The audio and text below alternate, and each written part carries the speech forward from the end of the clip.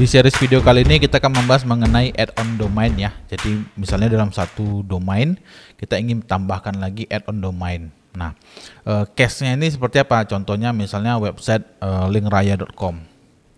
Linkraya.com ini dia kan support multiple domain ya. Jadi misalnya kalau kita akses cekgan.com misalnya. Nah, ini kan muncul nih bio pack-nya. Padahal ini adalah satu website ya dengan linkraya.com. Tapi dia bisa diakses dengan domain yang berbeda. Begitu juga misalnya kita masukin yang lray.me ini.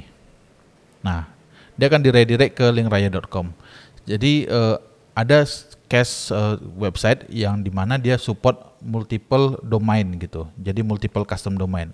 Salah satu contohnya website sort URL, website seperti Uptime Robot gitu. Itu kan bisa custom domain gitu. Nah, ini sangat penting memahami add-on domain. Jadi ketika teman-teman itu punya website di mana bisa custom domain, nah teman-teman wajib menerapkan teknik ini gitu. Caranya misalnya kita contohkan di linkraya.com ini ya. Klik website, list website, di sini kita cari linkraya ya. linkraya.com, kita klik manage. Nah, di sini ada di menu domain ya, ada add-on domain, list domain, domain alias, cron job. Nah, kita pilih yang add-on domain.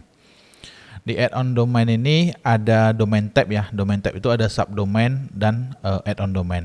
Subdomain ini berarti dia menggunakan domain linkraya.com.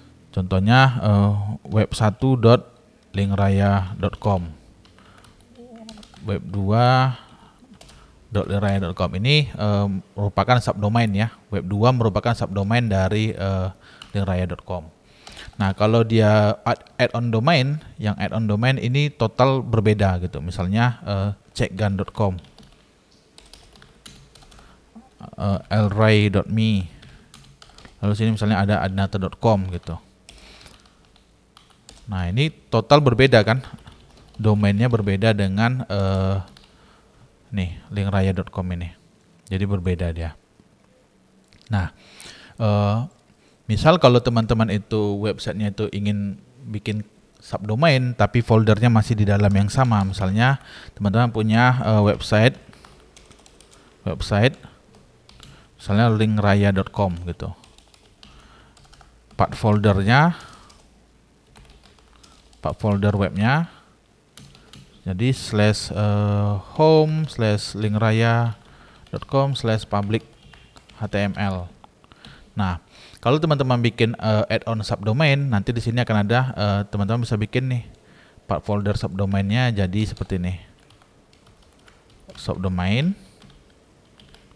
Teman-teman bisa bikin di sini misalnya web1 gitu. Nah, ini atau kita bisa bikin lagi web2 dan seterusnya.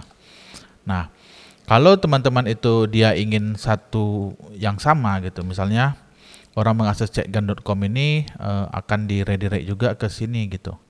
Nah, itu teman-teman bisa pakai yang add-on domain. Jadi add-on domain ini dia benar-benar berbeda gitu. Jadi tidak ada lagi menggunakan domain yang utamanya yaitu linkraya.com. Tapi foldernya bisa kita pointing ke part folder yang sama dengan yang linkraya.com.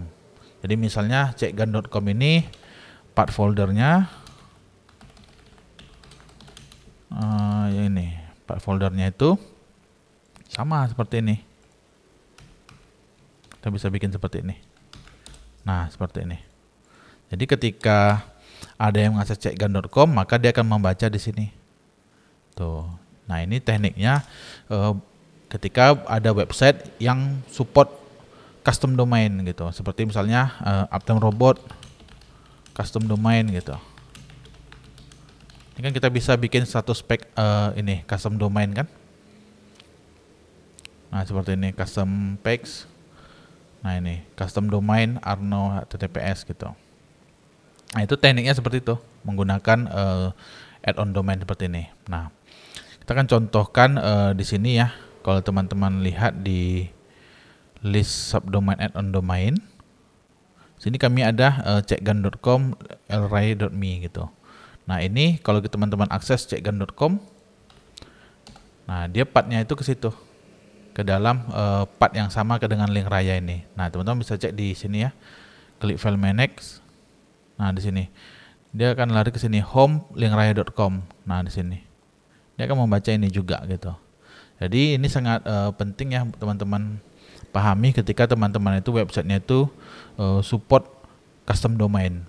Mau nggak mau teman-teman harus menerapkan trik ini untuk di custom domainnya, dan teman-teman bisa issue SSL untuk masing-masing domainnya.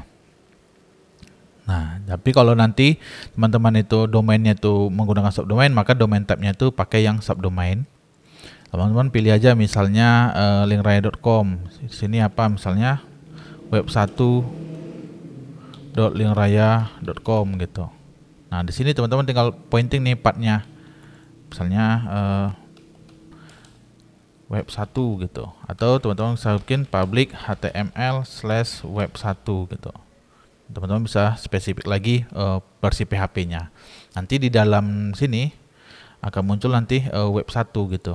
Karena di dalam ini teman-teman bikin web1 kan. Nanti akan ada folder web1 di sini. Nah, seperti itu. Tapi kalau teman-teman itu berbeda, misalnya add-on domain, misalnya adinata.com gitu. Teman-teman mau arahkan nih, kalau orang ada ngakses ke adinata.com, kita akan arahkan juga ke sini, ke public HTML-nya. Nah, berarti teman-teman set seperti ini. Jadi nanti ketika ada yang akses adinata.com akan tersimpan juga sini part foldernya di sini. Jadi akan sama dia ketika diakses yang di sini partnya home ya, home panel bla bla bla ini. Nah, nanti dia akan masuk ke situ gitu. Saya sih biasanya setnya di sini aja ya, di subdomain aja ya. Biasanya saya pakai subdomain aja. Nanti teman-teman bisa sesuaikan. Nah, kalau kita set pakai add-on domain ini, kekurangannya dia akan nyatu ya, nyatu ke domain utamanya. Jadi folder partnya itu akan di sini terus nih. Misalnya kita pindah ke website ini, dia akan ke sini terus. Lalu gimana kalau teman-teman tuh ingin berdiri sendiri gitu, mau bikin subdomain tapi dia berdiri sendiri. Nah, ini juga sering saya terapkan ya ketika website saya itu tidak ada kaitannya dengan website utamanya. Maka saya mau bikin subdomain yang berdiri sendiri. Kalau teman-teman ingin bikin subdomain yang bikin diri sendiri, teman-teman bisa bikin create website. Lalu di sini teman-teman langsung aja bikin nama subdomainnya, misalnya web1.midtechnology.com gitu. Nah, dengan cara ini akan betul-betul terpisah dia, nggak akan nyatu lagi gitu.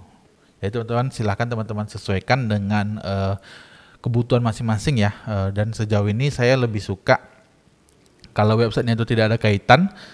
Misalnya website utamanya itu tidak ada fitur custom domain atau multiple domain gitu, maka saya akan bikin subdomainnya itu berdiri sendiri aja gitu, jadi betul-betul terpisah. Tapi kalau websitenya itu misalnya seperti linkraya.com ini, dia ada custom domain ya, bisa support custom domain, maka saya akan bikin dia di add-on domainnya. Oke, demikian video kita mengenai penjelasan add-on domain dan subdomain.